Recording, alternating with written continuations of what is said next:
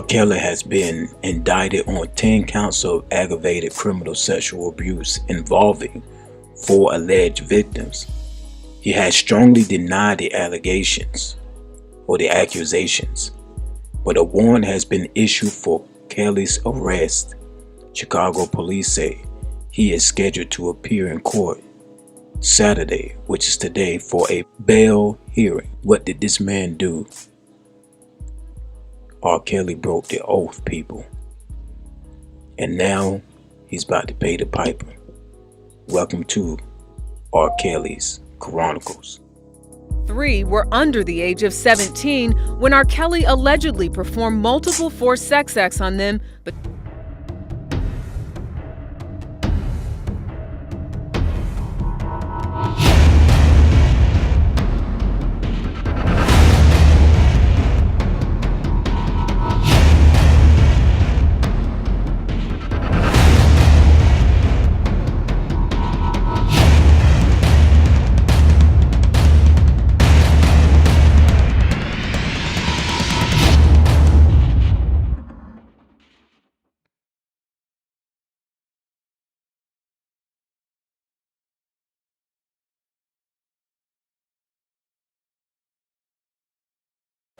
Mayweather is not wealthy because he could box. He could box, yeah. But many of his opponents that he fought, he couldn't beat them. That man gave the oath. He gave an oath to the Baphomet. When he gave the oath to the Baphomet, they made him wealthy. They gave him a name. They made him, quote unquote, legendary. Because people, in order for him to go out with a record like that, he had to bend over. He had to do oral sex on somebody. He had to do the ultimate. You're not going to get big unless you are a witch and you have sold your soul to the devil for wealth. People are like, what it means by selling your soul. You can't sell what you don't own, but in their mind, they gave their will over to the devil to do his work. And what is his work? To distract, demoralize, dehumanize, and to exalt homosexuality, because that's what's running the show right now. So R. Kelly broke the oath, and he's about to pay the piper. Until next time.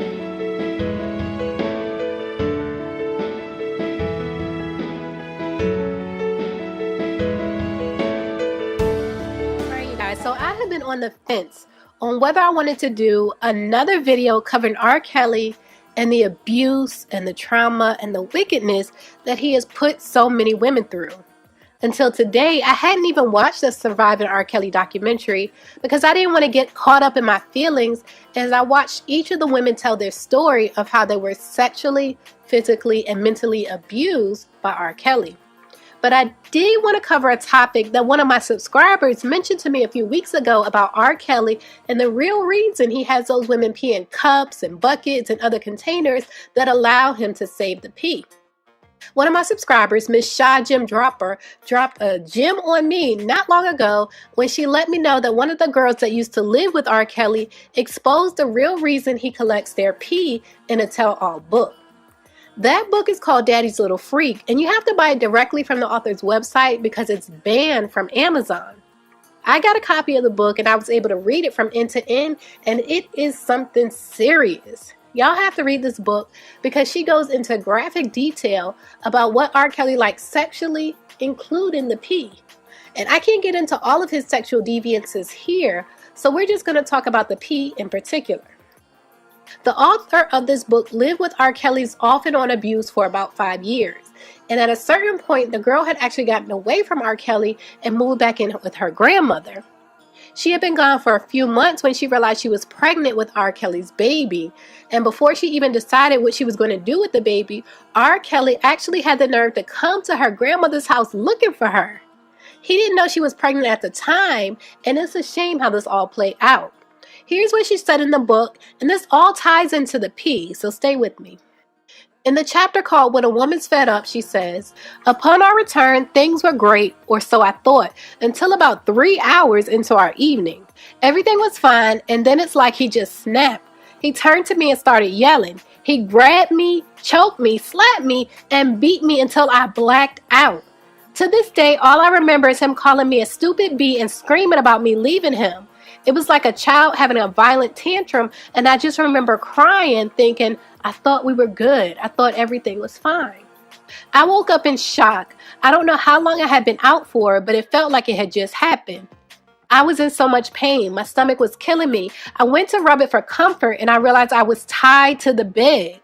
I tried everything to get loose, but the cuffs were digging in my skin. They were so tight. I was there for hours. It was the most degrading experience of my life. Here I was in all this pain, bleeding, and pretty sure I was miscarrying right in this bed. I held my bladder so long, I eventually just peed on myself. I was starving and nauseated at the same time.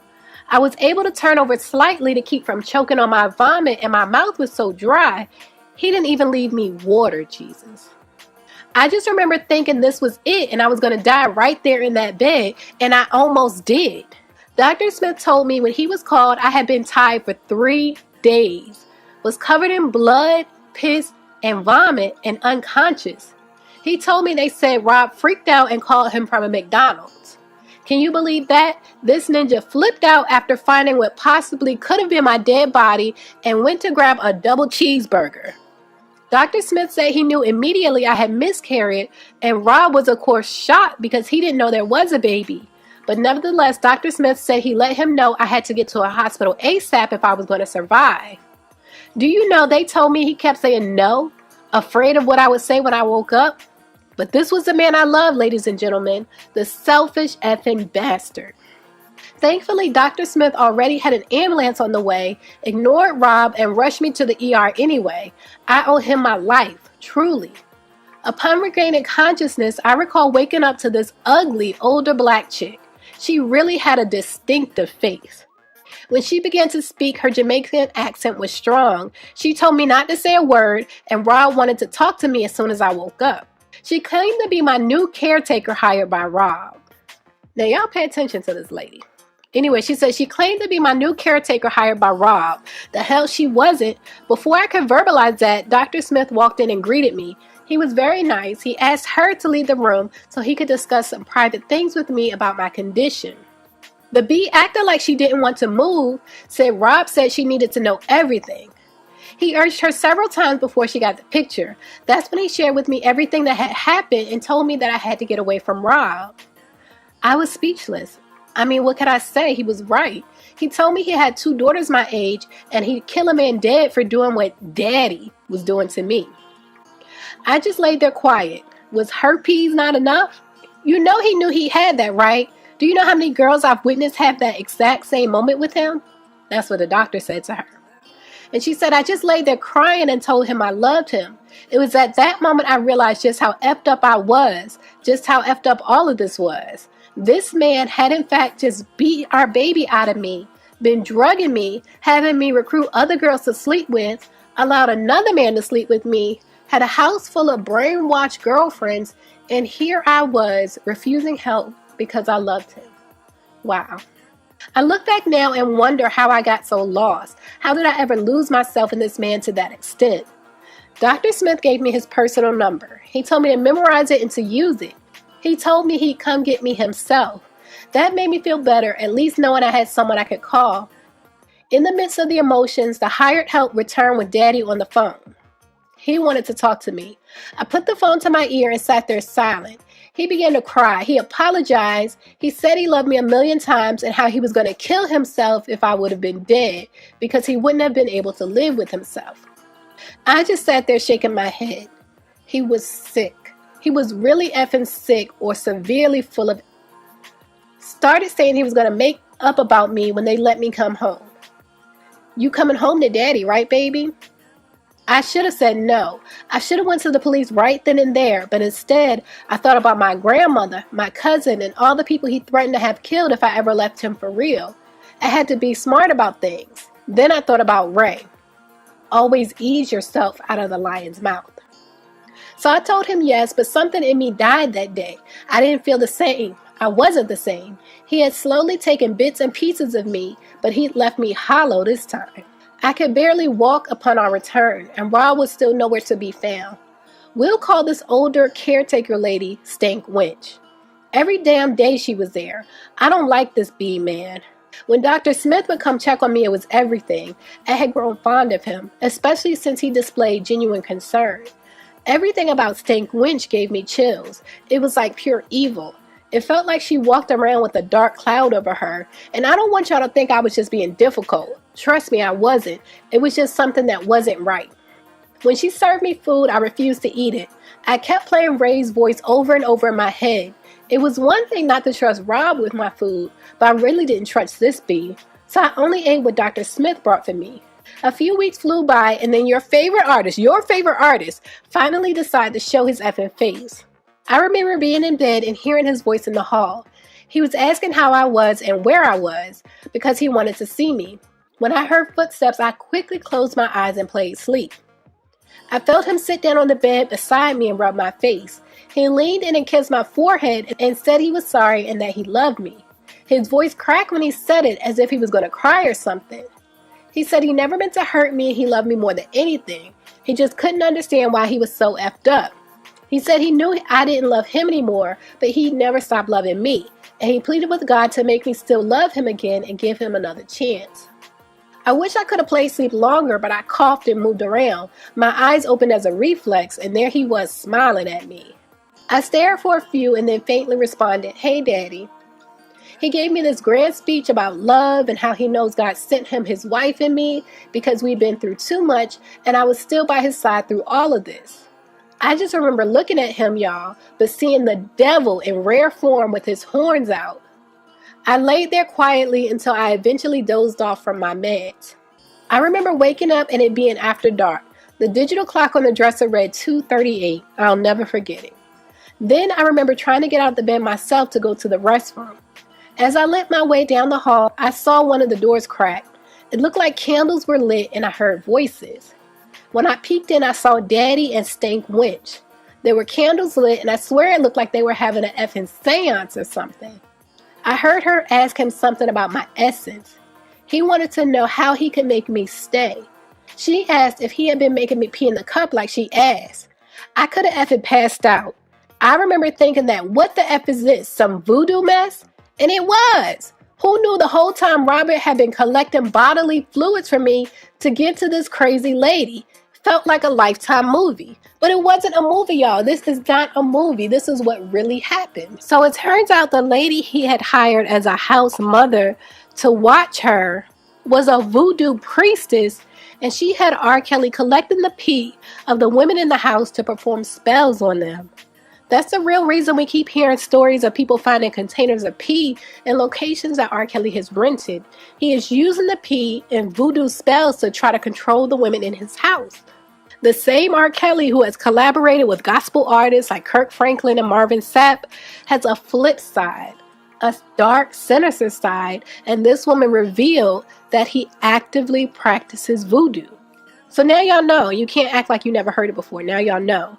And I know that might be hard for some of y'all to wrap your head around. And in general, I notice a lot of people have a hard time believing that someone in a position of influence would do something so weird or so crazy. But just because you can't believe it doesn't mean it's not true. The truth doesn't need any believers. The truth is the truth whether you believe it or not. And personally, I believe this woman is telling the truth about what she saw that night at his house. The Bible says, turn away from people that have, quote, a form of godliness, but denying the power thereof. It says, from such turn away. For of this sort are they which creep into houses and lead captive silly women laden with sins, led away with diverse lusts. That is exactly what has happened with R. Kelly and his music. He has pretended for years to have a form of godliness and even made quote-unquote gospel music, but he has literally and figuratively lived out this Bible verse. He has pretended to have a form of godliness by presenting himself as being saved and being a Christian, but he obviously doesn't believe in the power of God if he's turned to voodoo. Let me tell y'all, nothing is that serious. And I hope y'all listening. Nothing is that serious to where you need to consult a voodoo doctor or a voodoo priestess to get it. It's not that serious.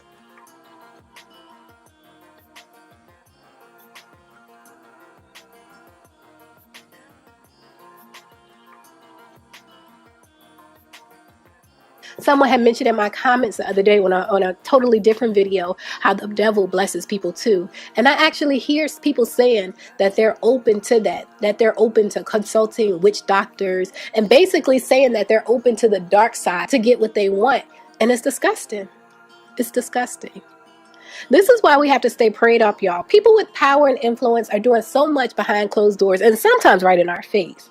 And as consumers of music and products and whatever, we have to continuously go to God in prayer about everything. Everything.